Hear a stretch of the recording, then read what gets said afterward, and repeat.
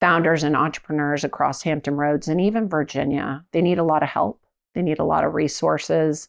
And there are people willing to help, but those people need support. And that's the really hard work, is to convince people of the value proposition of why we're helping entrepreneurs build businesses. Hey, Zach. Hello, Mr. Ryan. Great to see you. Great to see Live and in the flesh. Yes, we're at the, the party We're room, at the if you will. nightclub. The nightclub, yes.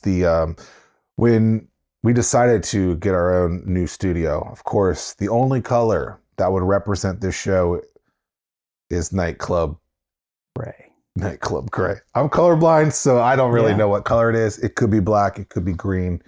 It could be magenta for all I know. Yeah. So what you're seeing today is the first episode. We're still going to continue with the count. Of the new. But the first episode, this is episode 1 of the in-studio Fervent Four Show. Yes. Exciting times. Yeah. And you're about the same distance away as you normally are. Right. You know, people don't realize we're doing that show. The first 308 episodes we did, literally on the same screen next to each other on, 5 feet away from each other, but with a screen in between to fool people. That's right. I had no idea. Or am I lying? Joke's on you. No, it was great. We first episode out of the chute, if you will. We have Monique Adams. Yeah. Who we both, I think, met probably 10, 12 years ago. Yeah. 757 Angels, the original OG executive director, maybe was her title. Yeah. The crazy thing is a lot of people would have thought that Monique would have appeared a lot sooner than she did, but I felt that the time was right. That, it was a great look back. What I took out of this episode with her is just how the hand you're dealt is what you do with the hand you're dealt is so important. And you can fold. Yeah, you could fold it, or you can just go all in and make it the best. And, I think when we look back and experiencing some of that with her, it's just interesting I didn't know that her parents were immigrants. That was news.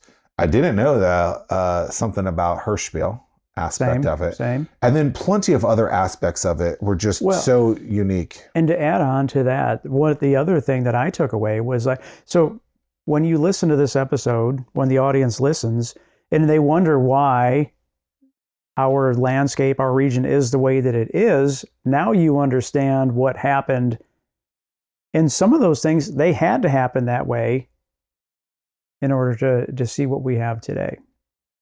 And so that from that standpoint, it was super interesting and enlightening for me.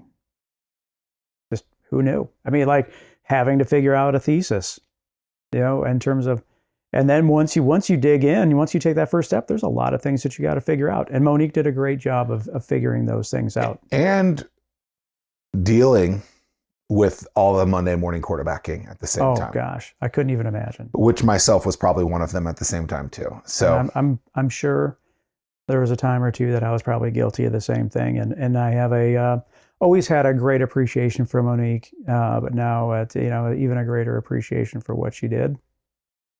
So I hope you all enjoy this episode of the Fervent Four Show. We don't know how we're starting this yet, so we're just going to start having a conversation. You're rolling, Chris? Rolling. Rolling. Go ahead. We might just start with that. So I feel like I didn't know about you 2014, 2015 timeframe. Then there is the Reinvent Hampton Roads. Is that what it was? There was that committee that met for a year that said, this is the thing that's going to fix. One of the things out of it was Angels. Your name came out of it. And at some point we met in there. Does that sound That's correct. roughly? Yeah. And yeah. same? That's crazy. Yeah. Okay. And it's hard to believe that's 12 years. No. It's been 12 years. A long time. Okay. And so then we met But before that, you've been doing something here. You were in New York. Like, bring me back to like the 2015 and before work wise for you. Yeah. Like, how did you get into stuff here? Yeah. So kind of a zigzaggy path. But like taking it back, I started in banking. So I was just a regular banker. I banked in LA. And then I worked for Chase Manhattan. It was 94. Okay. So I was working, moved into real estate finance, moved to New York City, and was now in a corporate finance environment. And it was really trial by fire. Okay. So they moved me to New York City. They put me in an investment banking corporate finance training program. Highly, highly selective, all MBAs. I did not get my MBA. So it was all MBAs and me. So I immediately felt less than, right? It just is a thing. You have to overcome that yourself, but you're in a room and you're thinking everybody's better trained and more qualified than me. And so I'm in this program, and essentially it was like one of the highest pressure situations I'd ever been in my life. The minute I walked in the room, they gave me a stack this high. This is back in the day, of like 3-ply vouchers. And literally this high, like it was like under your chin. There was definitely psychology, because that was back in the day when they used this kind of like crazy psychology, like you will be here all night long. I was a normal fulfilling the orders, basically. No, it was like an investment banking training program. So like I worked in railroad, then I worked in CPG, and I worked with all these teams, and you roll through with all these teams and you learn how to provide investment banking product and services to these real-time companies. So essentially you're analytical support for already existing teams that at what was Chase Manhattan and then now is JP Morgan. And so I did that. I get these vouchers, and essentially every night at 3 a.m., I called Love Car Service. Funny, because there was no love happening, but you call Love Car Service.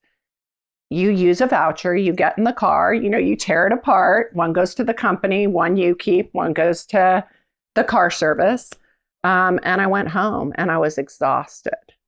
But it was really informative. I learned a lot. I learned like really how to work under pressure. Pressure became like my internal backbone, right? So I grew up in a really, so like taking it back even further, I grew up in a really, like in a high pressure environment too.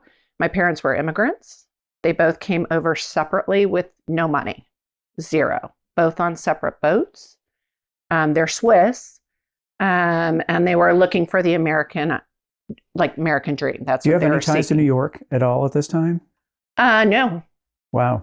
I went So by that myself. added Didn't to have the pressure. a friend. Didn't have anything. Had to find my apartment.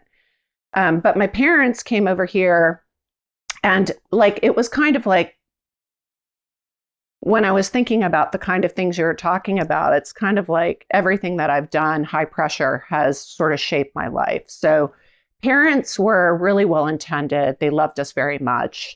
I don't want to say it any different than that. But they came from a different culture. They were World War II. Okay.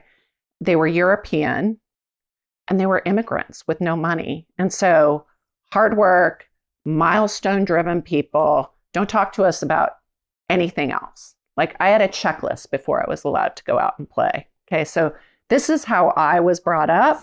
So now I find myself in New York, and it's kind of like, well, you can do this. Like, again, you can survive this. Pressure and adversity were part of the way that I was brought up.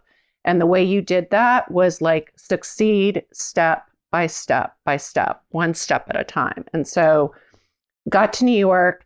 Literally, we were given tests every Friday. They were hard. These were not layup tests. They were hard. They were advanced accounting, advanced econ, advanced computer modeling. So again, shifting to the New York training program, if you failed a test, you were fired. You had a test after college? Tests in this training program. That's terrible. How long Yeah. was the training program? A year. Okay. And the slogan between the trainees was train the best, keep the rest. Because everybody got through that and maybe they worked a year, but typically you were really, really sought after after you went through this. Was considered one of, not the, but one of the best training programs in New York. And so people would leave and go get great jobs elsewhere. I happened to have gotten through that, probably 30 pounds lighter. I had no money. The guys on the yogurt shop on the corner where I lived got to know me. I would show up when they were emptying the machines, and they would be emptying the machines to clean them. And that's what I ate. That was my food. That's all I have. I was dating my husband, and I scraped together all the money I had for a single beer and a pretzel when he came over. So I really knew there was a payoff here. Yeah. I sort of knew my lane. I liked numbers. I liked finance. I seem to think well through numbers, meaning if you gave me words and a document, yes, I could sort of critically think through that, but I could do more critical thinking if I actually saw this crazy big model, this big spreadsheet, right? And then I could actually learn things. So I sort of had the reverse process of a lot of people. I wanted to see the numbers first. I could think through them. I could definitely figure out what was happening. And so I did it in New York for Fortune 500. I ended up working on the Norfolk Southern account, which was ironic because I ended up moving down here. So that sort of informed my life. What ended up happening was Paul Hirschbiel, who we all know and love. Paul grew up with my husband's mother. Okay. Wow, this is interesting to see how all this is coming. Did you know any of this? No, I didn't have no idea. Paul grew up with my husband's mother, So Susie. in New York? No, here in Norfolk. So my Okay. husband is from here. Okay. My husband got a job opportunity to run a company here. So I'm in New York, and he's like, I'm going to move back home. What do you think? And I was like, hell, I've done all this. And he said, look, if you want to stay, I can work up there. If you want to go up there. You guys are pretty serious at that point. Yeah. So, okay. And I was like, this place is crazy. Again, I had lost tons of weight. I wasn't sleeping. I was taking cars at 3 a.m. in the morning. And that didn't look like that was going to stop anytime soon. You have to really pay your dues there. That's the game. I wasn't complaining about it. I just had to choose whether I was going to play the game or I was going to leave. So I was like, okay, I'll go. And I said, all right, that was the time of peanut fares, which was way before you guys probably. So you could get a flight for $39 pre 9/11. And so we just bought this stack of tickets, actual physical tickets, and we just shared them. And I started to come down here for $39, and he would come up, right? We were just sharing these plane tickets. And I was like, okay, this place is really slow. At the time it was, just Still to be is. fair. Yeah, but compared to New York. Uh-huh. Yeah. Yeah. And people think that driving here is bad. Yeah. So I was like, this place is really slow, but I think I don't want the New York thing. I think I don't want that pace. I'll find a job down here. I can do something. This is pre-internet, really dating myself. Okay. But this is, pre a lot of things that modern society, current society has right now. So I came down here and I was like, okay, I'll move down here. Again, enter Paul. So Paul was up in Chappaqua at the time. He was still doing his VC thing up in New York. He and Susan, so do you know Susan Hirschbiel as well? A little known fact, Susan Hirschbiel rocked Wall Street. She was a badass Wall Street broker. And Paul, they were very high powered and they were very impressive to me particularly not just because they were kind and they had my family's, they were really well intended, but like I kind of admired them, right? Because I came out of that training program looking up to people just like them. So they were there, and anyways, they decided to move down here. So Paul came with his son Matt. They came into our house. They stayed in our house while they looked for, they looked for a house. They actually came to our wedding. That's when they were like, we need to get out of New York too. So it all came full circle. And then fast forward, I had kids and I took a break. So I wasn't working at all. But the funny thing is, like, you really can't change your stripes, right? So I was spreadsheeting the hell out of every mom group that I was in. I was like, sure, I'll organize a party for little Susie or little Tommy. And so I was doing and it's just the way I roll, right? Were you ever PTA president? I was never PTA president. Okay. I never aspired to that. Okay. But I was just doing, every time I got involved, it would be some sort of an analytical process. And I was feeling like the ladies starting to run away from me. Because they're like, oh God, here she comes with a really organized, can't we just do cupcakes and put out juice boxes and call it a day? And so sort of, work through that and work through what it was like being in Virginia, which was really different than being from Los Angeles and extremely different from New York. So what I knew was big city. And then I came here and it really felt small. I got a job with what was Nations Bank and became Bank of America through many versions. And I worked in the strategies group. That's what it was called at the time. So it was the commercial bank. That was the best I could do.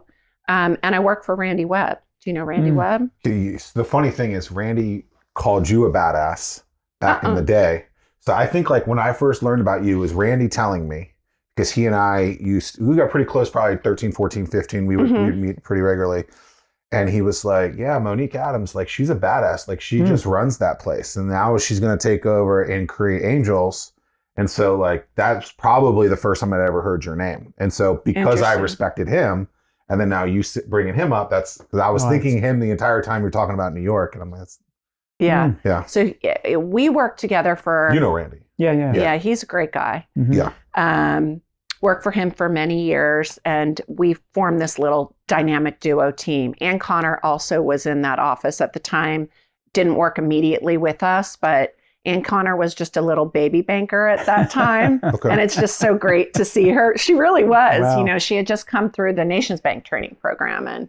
And so just really great to see her blossom. And she's an executive with Town now.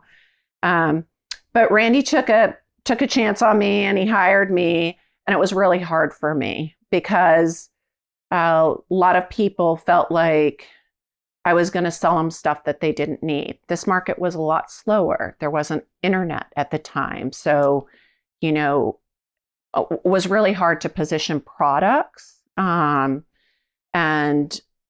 even at the time, LIBOR financing, which LIBOR is a rate.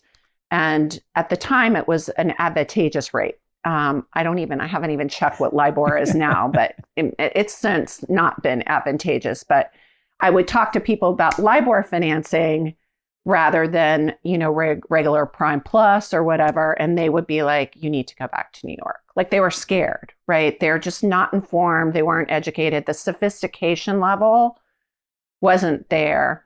And Randy was amazing because he really helped me learn what I'm going to call the Virginia way and the Nations Bank way.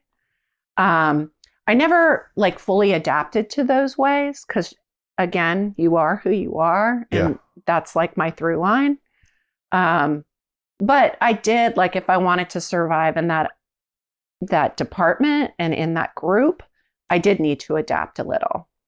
And our group evolved. So we ended up having any Fortune 500 company that was here We all know that there's not many of them. That was banking through B of A, would come through the strategies group, and they would become Randy's and my relationship.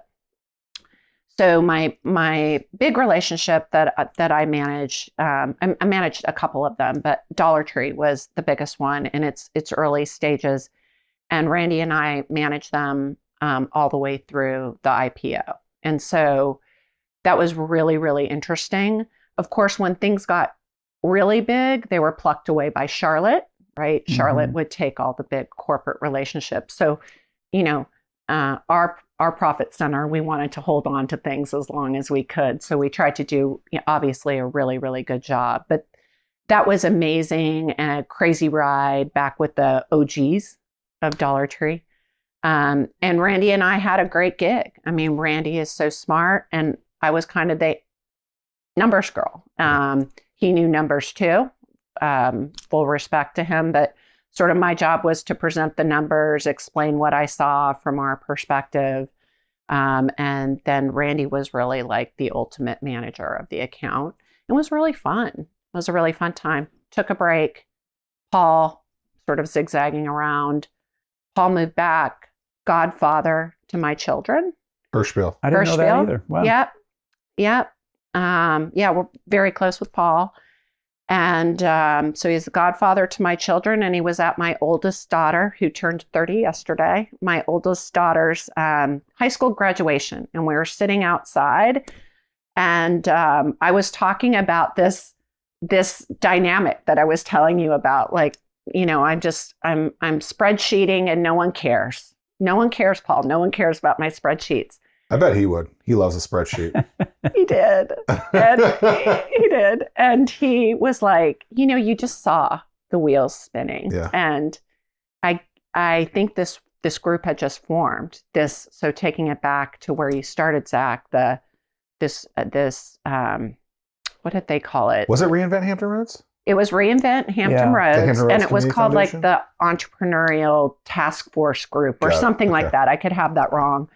And the first thing that came out of it was they sort of unanimously voted that access to capital was important and starting an angel group. And he said, "Do you want to run an angel group?" I was like, no, I don't. I don't think that's my wheelhouse. And I was also like, I hadn't worked for a little while. And so I was like, I'm like out of practice here. And these are sophisticated people that know what they're talking about. And he said, "I think you could do it. Will you come to lunch?" Willie Donaldson, Ann Connor, John Paris, Paul Hirschbill all took me to lunch at Bravo in Town Center. And we had this chat about what this could look like. And they sold me on it as like a part-time gig. And I was that's where they got you. Yeah, that's where they got me. And I believe them, which is highly unusual for me. Usually I'm like really circumspect. I'm surprised you're able to fool yourself thinking that you could actually do something part-time. Such a good point. I can't do anything part-time. I actually know that now, but it sounded like a fun way to reintroduce myself as a professional, right? So I took it and I walked out of that, and I've told this story 100 times. I walked out with Ann Connor, and I had a lot of self-doubt because, these people that I were with are consummate professionals. Right. And John, who I adore, was like, "I'm going to give you 2 decks and 2 PPMs, and it was a homework assignment, and you're going to review them. You're going to do your own diligence on them, and we're going to see if you come up with what we come up with." And I was like, I was scared.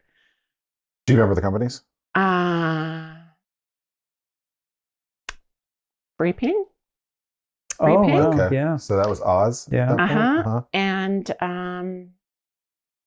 I don't remember the second one. Okay. It probably will come to me. So so I was doing that, and I was actually doing what I always do. When I get nervous, I like to conquer adversity and nerves. I read. I just read, I prepare, I learn. So I bought every book that I could get on angel investing and doing due diligence. Again, my work before in investment banking sort of informed this. I found out it wasn't that different. It was a different profile of client, right? There was cash flow, there were revenue streams. It was a from that perspective, but really the way you thought about the company, the way you were looking to ensure like a risk, like look for what the risks were that could potentially take the company down, right? That's part of the due diligence effort. And if the risks were far greater than the potential return, then maybe that was something that you would pass on, sort of just to simplify it. Everything at the early stage was risky. So it was really about sort of getting comfortable with that. Walked out of that meeting with those individuals and walked out with Anne. And I said, I don't know, Anne. I'm not sure. I think you could find someone better. Like, I'm going to need a lot of hand holding. And she basically said, that out of the 4 or 5 of us that were sitting at that table, the only person that is doubting you is you. You are the only person. Like, we all want you. We all think you would be great. You're perfectly prepared and equipped. And there was a lot of power in that for me. And especially going into the rooms that I was about to be going into with these young, sometimes not young, but these entrepreneurs that were setting out to do something that had never been done before or to do something in a different way, was like just knowing that they were all full of self-doubt too. And that to make them feel comfortable, which was a really difficult challenge given my role as a vetter and a diligence person, but at the right? same time, it's almost, you're working with a two-sided marketplace. Yeah. The other half of that is you have to talk to and convince people, hey, join this, be part of this group. Right. Where 80 or 90% of the people are going to fail, but I'm the person that you need to bet your money on, that I can give you a return. Yeah. I mean, that would be really intimidating as well, I would think. Yeah, there was a lot of sides to that angel group that I don't think a lot of people understand. And even I don't know that the board really truly, I think in the beginning they got it because we were all forming it together. But pretty shortly after that, I was like, we need processes, we need systems to be able to not only find all the investors, right, to find all the people and build the group. And I had a lot of help in that regard. So the board was extremely helpful in bringing their friends and associates and colleagues. And really it was a team, and it was an ecosystem that was really wanting this and supporting it. Well, it had never happened before, right? There's never been at least that active of an angel group before. People had tried doing funds before in some capacity. Maybe they worked just small amounts, definitely not big. So for you to have, I mean, I think the numbers that I heard at the 10-year anniversary were close to 150 million in capital raised. Yes. 5 exits, hundreds of members, maybe 100 plus members. I mean, to go from, hey, let's get lunch at Bravo, right, to that, I mean, that's a huge difference if you look back from just an idea called, the Entrepreneur Task Force to been able to do what you did. And then like to just be like, could you just not see the parallels between what you were doing on Wall Street to here? I could. Okay. I could. And I brought those with me. They were, like I said, it was like hugely informative the whole way. It felt like a completely different space. It is a different space. Right. But one is like at day 1 and the others are at day, but year 12. The critical thinking patterns were the same. Yeah. The behavior patterns were the same, meaning like there was a lot of adversity. It required a lot of resilience. It was pressure, right? So like those kind of things were internalized in me. And so I knew I could operate within those. What I didn't know was like how much work it was going to be. I took this as a part-time gig, right? I'm like, there's no way this is a part-time gig. Well, it happened pretty quickly. Yeah. So I had to go in there and, we had like a board, but we didn't have an executive committee. And I was like, I can't do this with a board. Like we need a little group. So We formed a little executive committee. And what was the investment thesis? Was there a certain... There wasn't an investment thesis. So we had to develop an investment thesis. And it was interesting. Zach, you might remember this because the original investment thesis actually came out of that task force. And it was confusing to people because they wanted outside capital to move in, right? So new capital, essentially. But the way that the original investment thesis, and I don't remember, like, I can't quote it exactly, but it led people to believe that we were only going to invest in Hampton Roads companies. It led people, and I would believe that. Yeah. Well, I think the power of the branding. Yeah, I mean, just the 757. You see any city, any kind of moniker you're anticipating, it's right. It's for that. Yeah. Right. So we tried that for a couple cycles, right? I think you came in with one of the first groups. I think it was Chris Maku. Mm-hmm. Yeah. So we tried that for a couple cycles. And like, here's the thing in finance, and like with an investment thesis, and when you're really looking for a return, you need to cast a wide net. You just do. Especially, yeah. I mean, and Hampton Roads was just starting. Right. Totally just starting, let alone having product market fit. Yeah, I mean, just generating any revenue whatsoever. I mean, like, yeah, you would have to. So there wasn't a lot of companies. Yeah. I mean, there were companies. There were companies out there, and there were companies that needed capital, and they fit the original idea.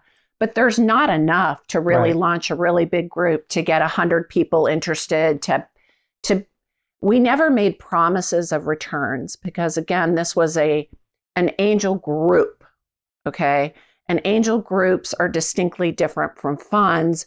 We vetted, we provided a service in the beginning, but the idea was that if you, Tim, as an investor wanted to do this, that you would do your own vetting that would sort of be in addition to what we did, and then you would write your check based on your own decision. Now, we would make recommendations as far as which companies would present to, like the 3 a quarter or whatever. Yeah, 3 a quarter.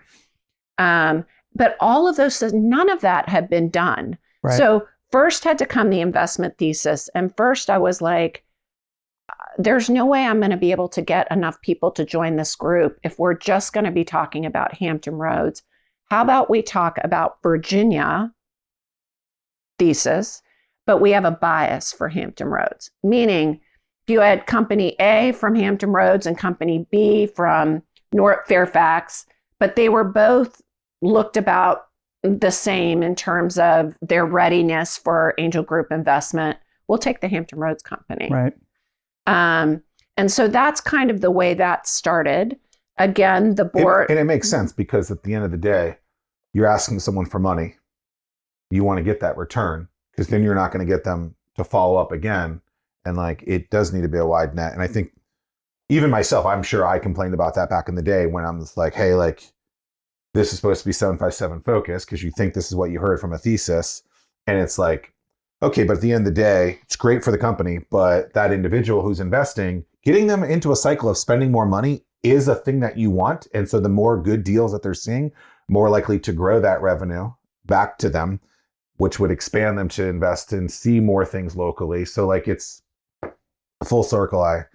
Took me maybe a little while to see that, but like it makes a lot of sense. Yeah, and you really want a lot of people in there because, again, angel investing to a lot of people, maybe some people that are going to listen to it, it'll sound like a lot of money, but in the investment, in the world of investment, it's a small investment, right? Yeah. So at the time that I was doing it, an average round size was about $2 million.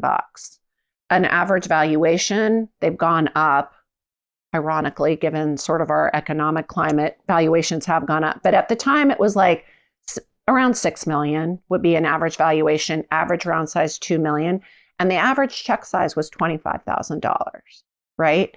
So you need to find 100 people, right? We were trying to build this group of 100 people that would be willing to write a $25,000 check without a fund manager, right? I'm not a fund manager. I'm managing the angel group. So doing some of the preliminary diligence, they have to be willing to do their own work. And then hypothetically, they're supposed to sort of watch the shop too. So meaning after they write the check, and this is the way it was first designed, right? After they write the check, they're going to watch the shop. So in this example where we are talking about Tim does his additional due diligence. He writes a $25,000 check. Now I pass it over to him.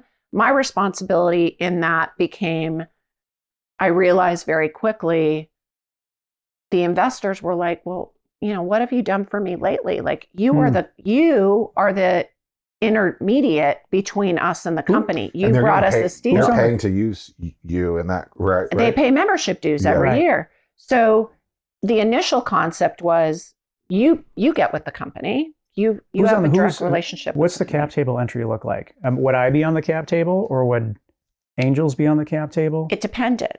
So always it depends. In this world, there's a lot of it depends. But to answer your question specifically, it was both. So initially, the idea was everybody would just go on the cap table. Mm-hmm. But what we realized every individual or their entities, their trusts or an LLC that they created would go on the cap table. And then the company would have a direct relationship with you. Mm-hmm. That was the idea. I would imagine that could get squirrely. It got squirrely and it gets muddy. It got muddy for a lot of reasons. Especially if you had someone that was more sophisticated and they wanted to be in a board seat or an observer or something. It could get... Yeah, and the little people, I mean, there's a lot of sayings in this world, but the smaller investors, they carry the largest clubs, right? So they have the most to say. Yeah. And so the companies didn't like that, right? Now all of a sudden they had a bunch of smaller investors and that had a lot to say. And they're like, we're just trying to grow our business. So there was a spot for us to come in and solve some problems for some people. So one of the things was, we're not sure that we even want to do $25,000. Now, all these people were accredited investors by definition, a requirement by the federal government, not a requirement by our group. They're all accredited, meaning they have the capacity to do this sort of investment. To lose 25 grand, basically. Yeah, it basically protects people. So are you doing all the KYC and all that stuff as the... Mm-hmm. Mm-hmm. So doing all that, and then on the cap table. So a lot of them said, we want to do less than 25,000. We'd be interested in doing less. Well, the companies were like, no way. No 5,000, no 10,000. We can't have this many investors. What I'm going to call, they never use the word, like polluting our cap table, right? They're all just sort of flying in from all over the place. Especially when they're trying to get $2 million. Right. 5 grand out of $2 million. Right. That's a lot of people, right?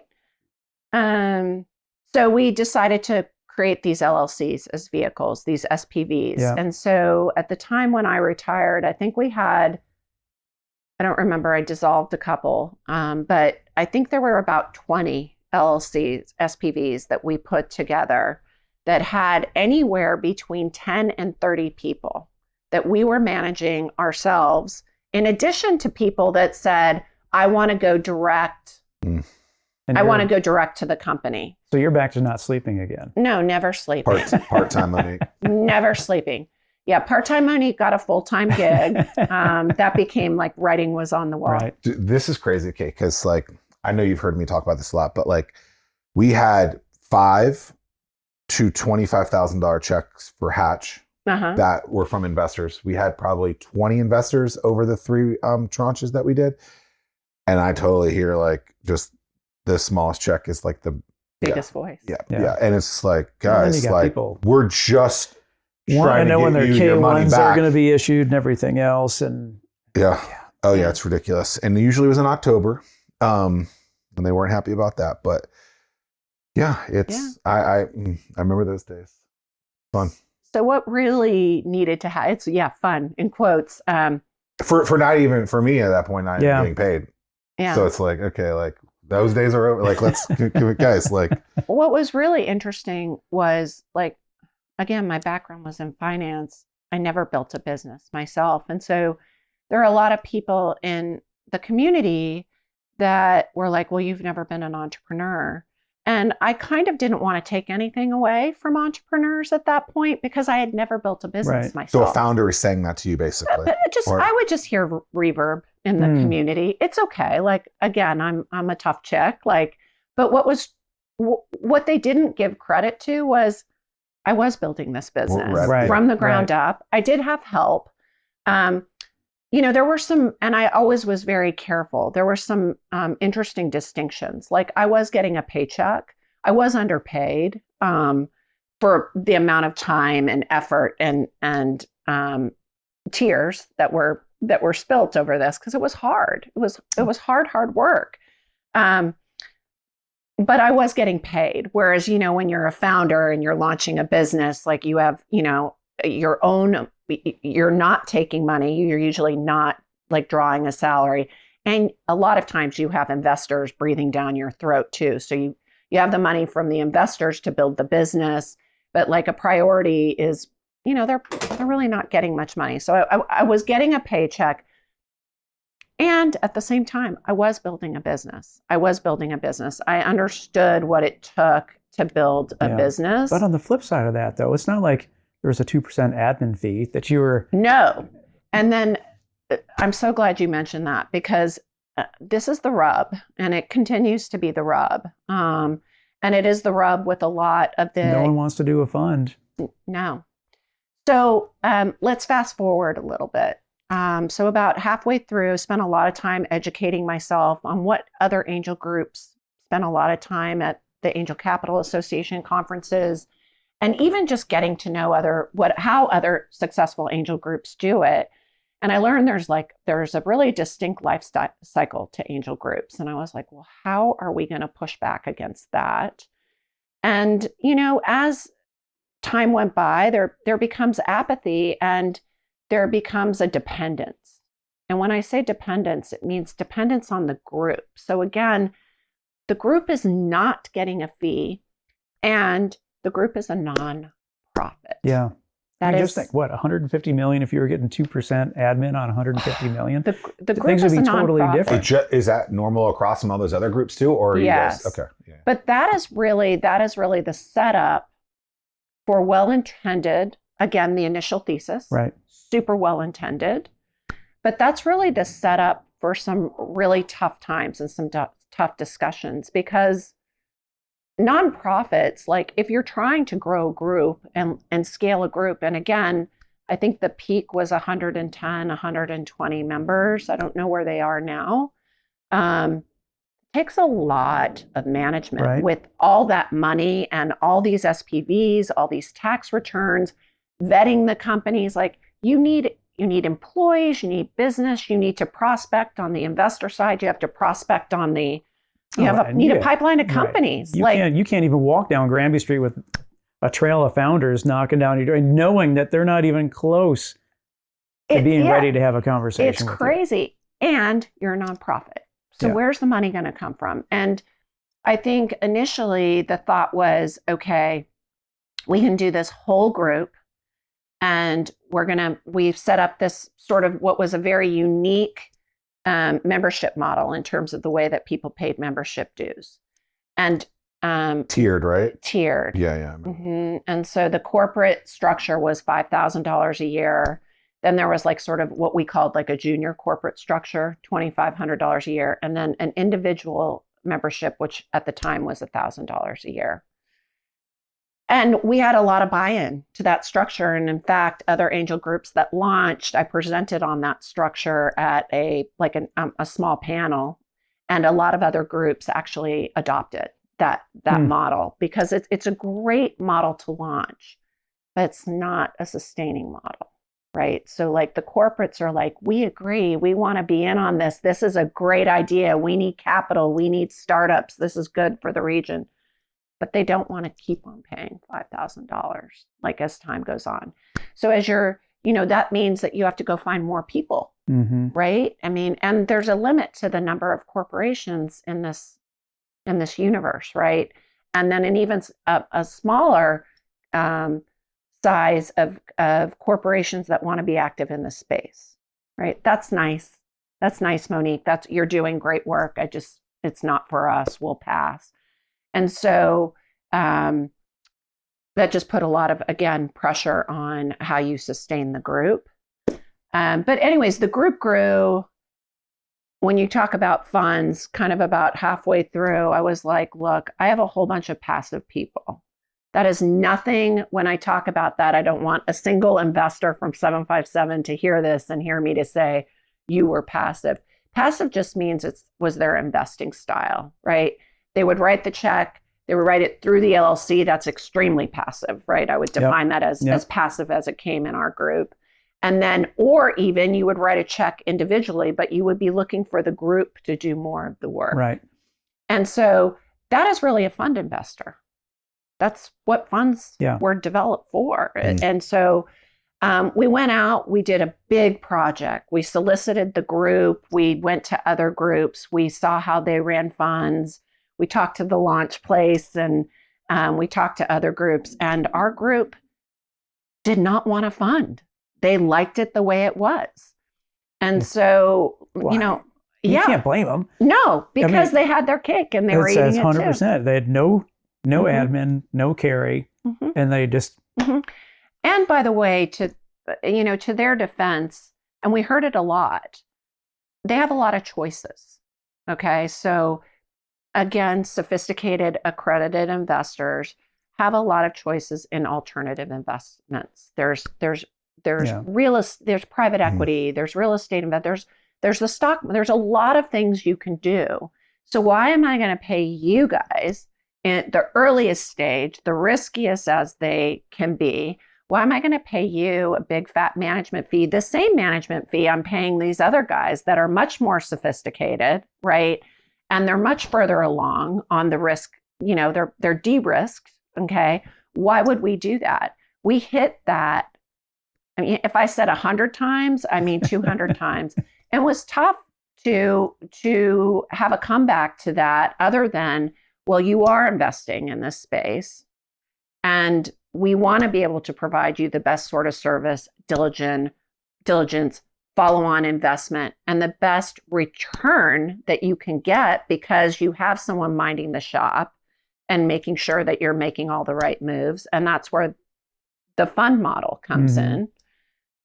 But it was a no-go. How many of those people were never founders themselves? So and maybe so in other places they were, so they understood that. So that cycle, because I always think about Ned Lilly, right? Like he was one of the first investors in Hatch, entrepreneur, got some success, had an exit, but has been reinvesting back in the community the entire time.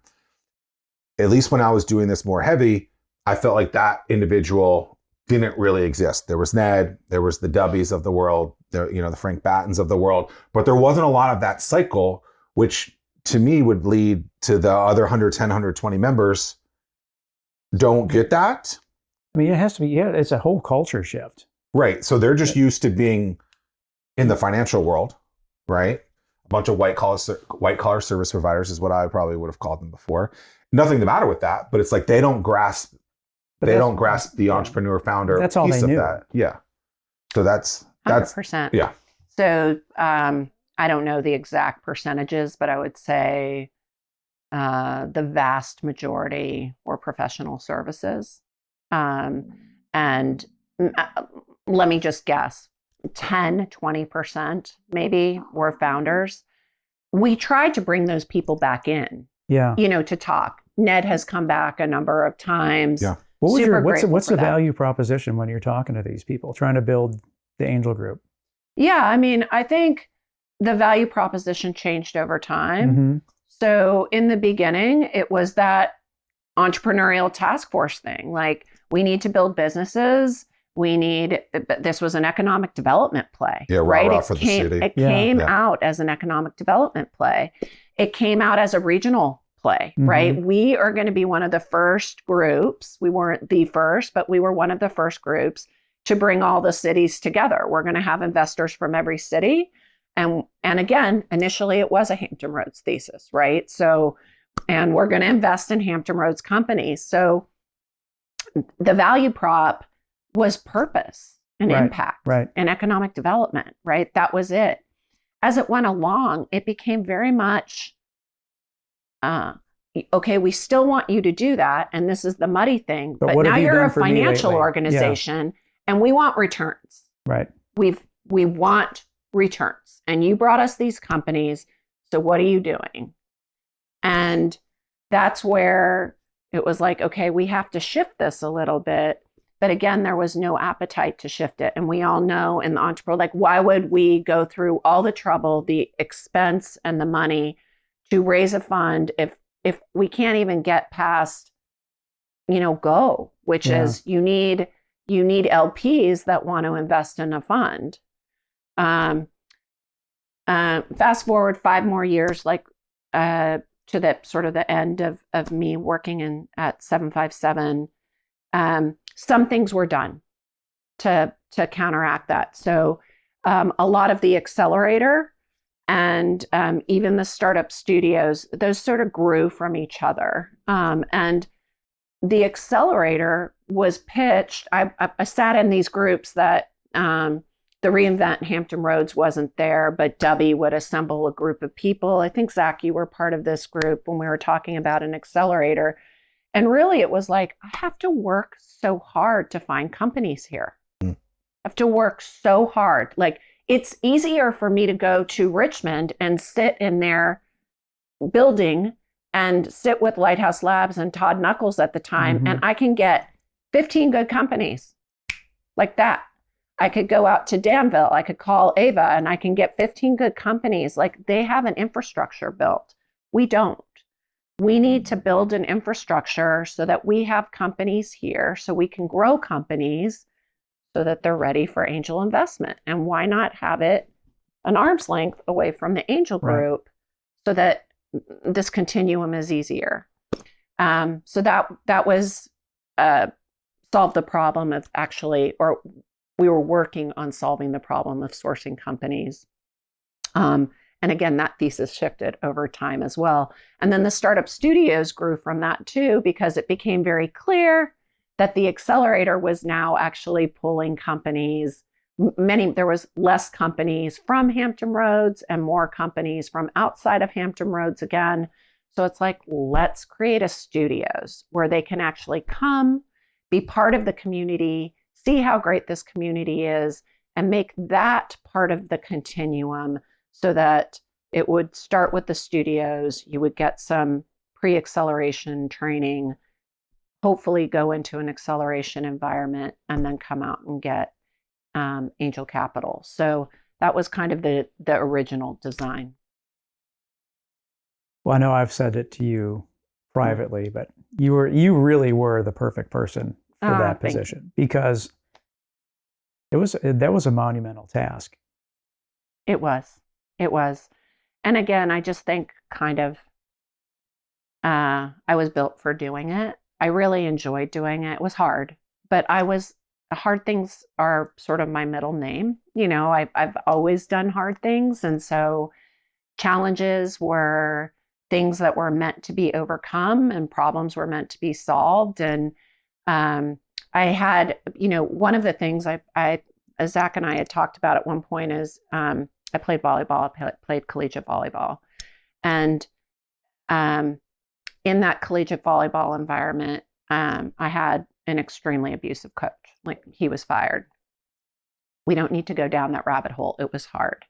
My best friend is Laura American, who you probably saw at Tom Tom. She played on the volleyball team with me. We both went through this volleyball, and she had a completely different reaction to this abusive environment than I did. I was like, I'm going to show him. Like, I was like, you're going to put up a wall. I was a bench warmer. This was a very successful team. We had All-Americans, we had Olympians, and we had Monique and Laura on the bench. But I always was like, I was that little kid, like, give me the ball, coach. I want to play. I can do it. Like, give me a chance. And so I always had that mentality.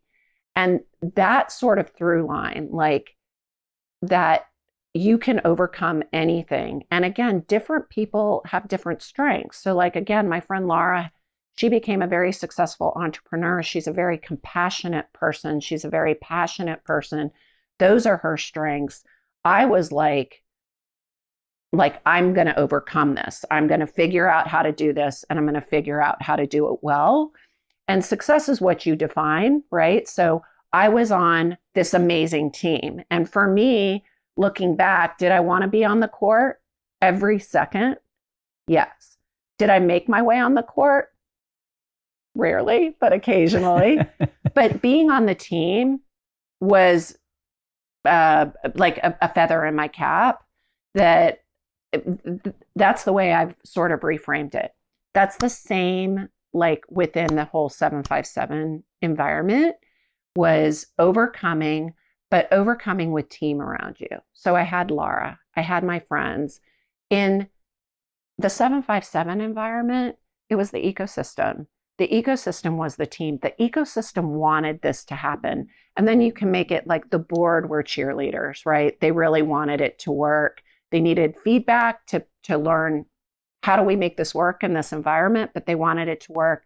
And then like I finally had a little money to build a team, right? I mean, not much. And that was really tough because again, these people are working 24 hours a day in the most chaotic of environments. Like I was constantly pinging, like, you know, we have to work with the Navy. We have to, like, we're all over the place. That's one of the things that really stands out with you in terms of you had to have intense focus, but yet you were surrounded by so much noise. And how do you push out the noise so that you can maintain that focus? Yeah. I think for me, and I'd be so curious if I wish they were sitting here. I wish Evans, Daniel, Ian, I saw Ian at a wedding. It was so fun to see him. I'd be curious how they pushed out the noise, but I can tell you I'm a very compartmentalized person. So, and I'm a very structured person by design, because like you have to figure out how to get through these things. And so I would sit down and I would sketch out my day in the morning. It would always change, but I would sketch out my day. And with that day, I would be like, okay, I'm going to strategize on sort of the 757 landscape and see, and I'm going to do that for an hour or two.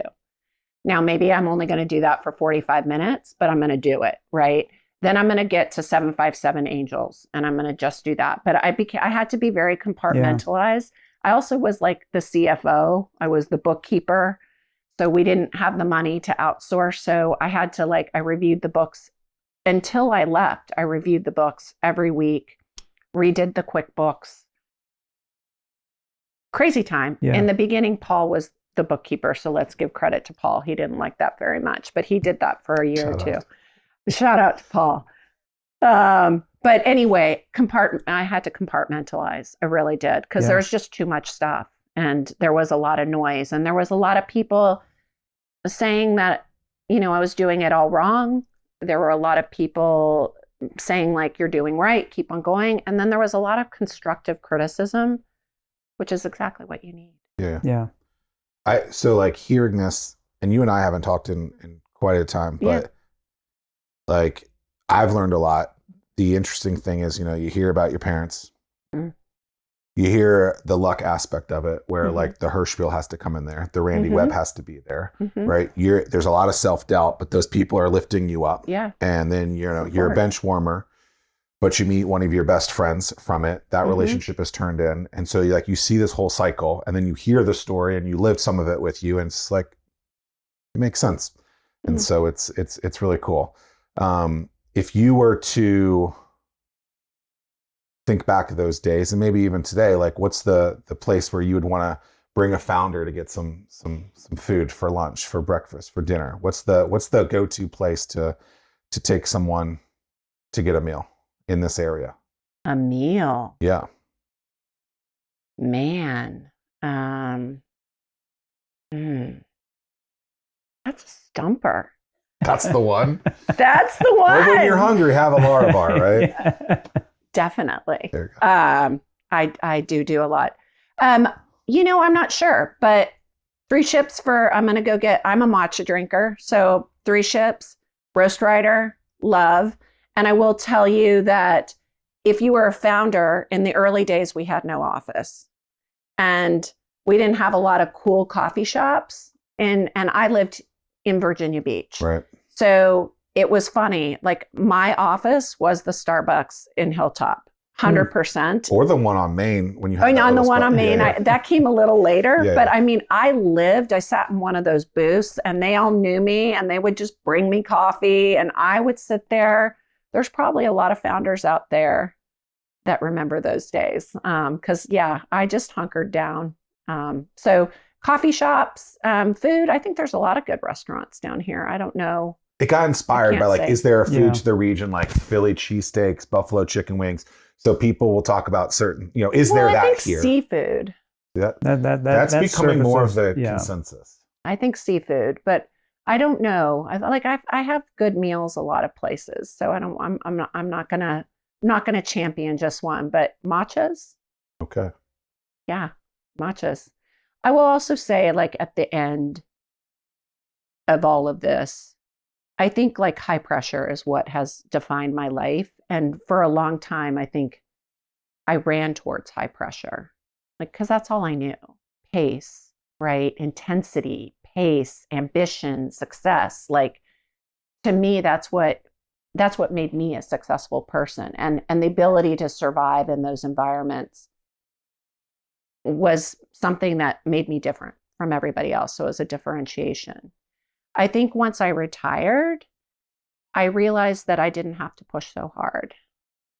And so now like the power is in the pause.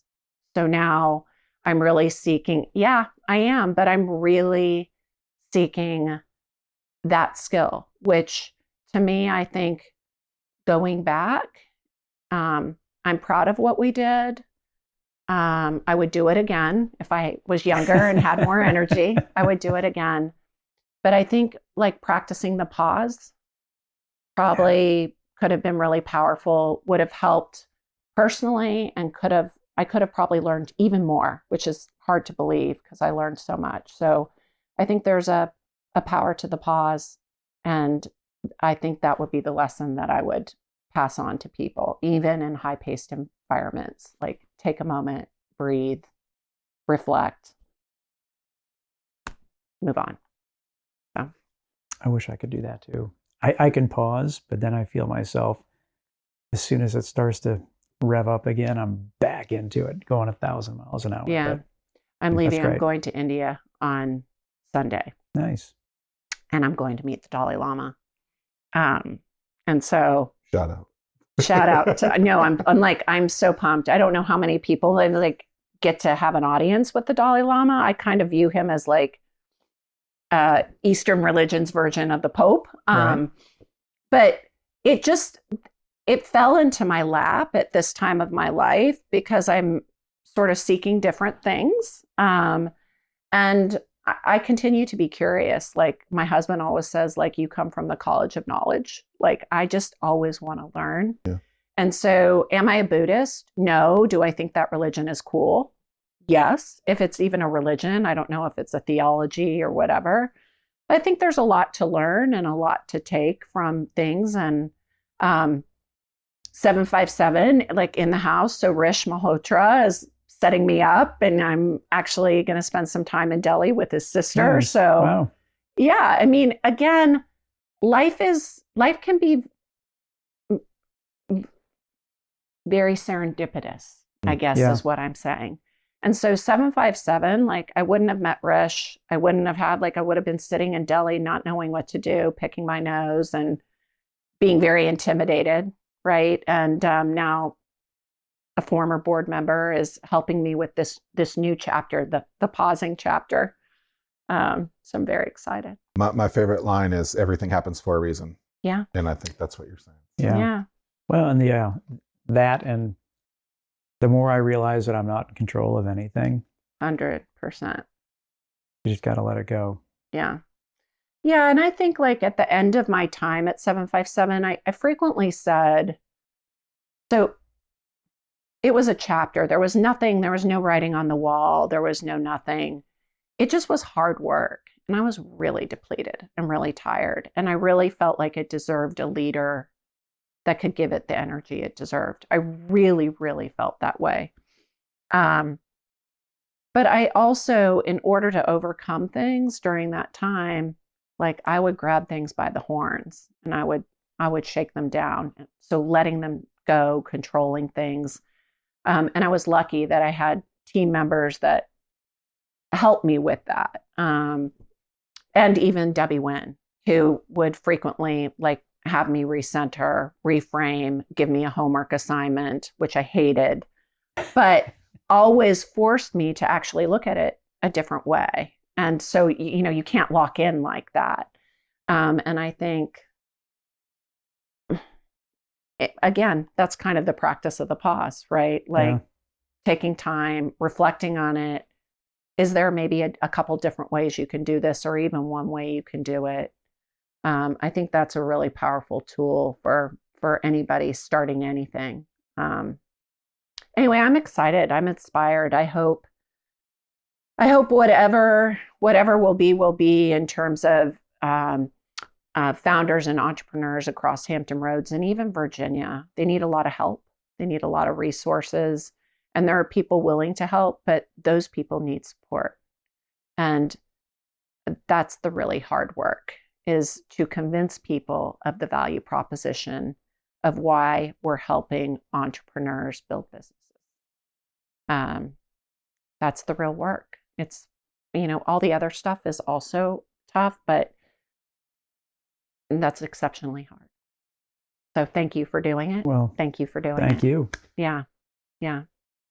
No. And that's a wrap. Awesome.